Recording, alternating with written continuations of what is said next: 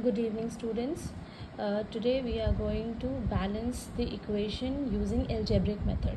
Okay, so for this we have an equation P4 plus HNO3 will give H3PO4 plus NO2 plus water molecule. Okay, so for that it's very simple. What we are going to do is we will assign the algebraic the alphabets initially. ठीक है, सबसे पहले हम क्या करेंगे, यहाँ पे हमने सारे एलिमेंट्स जितने भी हमारे पास है इस इक्वेशन में उनको नोट डाउन कर लिया. We have phosphorus, we have hydrogen, nitrogen and oxygen. ठीक है, अब मैंने यहाँ पे अल्फ़ाबेटिक ऑर्डर से फॉस्फोरस को ए दे दिया, या बी, ये सी, डी एंड ई. ठीक है, अब we have this here we have 4, so just multiply it, we will get 4a. इधर में फॉस्फोरस के कितने एटम है, एक ही है, so this will be c. इसको मैंने इक्वेशन 1 मान लिया. अब यहाँ पे हाइड्रोजन कितना है, एक है, यहाँ पे वी कैन पुट 1 ऑल्सो. ठीक है, जहाँ पे कुछ नहीं है वहाँ पे हम 1 डाल सकते हैं. So this will be b into 1 b, और प्रोडक्ट के साइड पे क्या हो जाएगा, 3 into c, 3c, and here we have one more water, that is 2, so 2 into is 2e. ये हो गया मेरा इक्वेशन 2. देन नाइट्रोजन कितना है, nitrogen is also 1 here, so 1 into b is b, और इस साइड में नाइट्रोजन कितना है, एक ही है, so 1 into 2 is d. तो ये इक्वेशन 3 हो गई. And lastly we have oxygen. Oxygen यहाँ पे कितना है, 3 है, 3 into b is 3b, and this side we have H2PO4, 4 oxygen, 4 into c is 4c. यहाँ पे 2 ऑक्सीजन है, 2 into D is 2d and 1 into E is E. ठीक है, सो वी हैव 4 इक्वेशन. अब मेरे पास यहाँ पे क्या है, 4a is equal to c.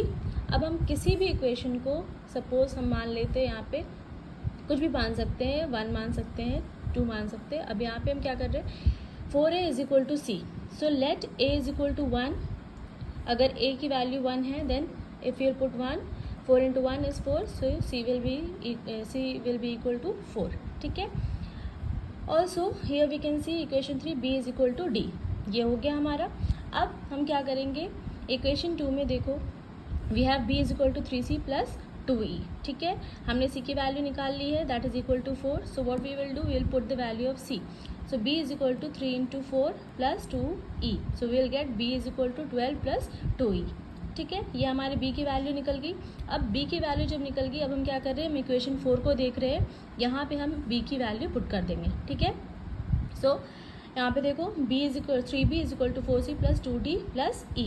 So put the value of b, 3, 12 plus 2 electron, that is equal to 4c plus 2, and d is also equal to b, that is why I have written b की value 12 plus 2e.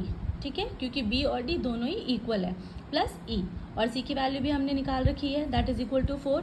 Now just solve this equation. 12 into 2 3 36, 2 into 3 6, 4c, यहाँ पे भी हम लिख सकते हैं 4 into 4 that is 16, plus 2 into 12 24, 2 into 2 4 e, and this is e. Now solve this equation, what we will get, 36 minus 24, इधर ले आओ इसे, then 6e bringing 5e, and that is equal to 4 into 4, that is 16.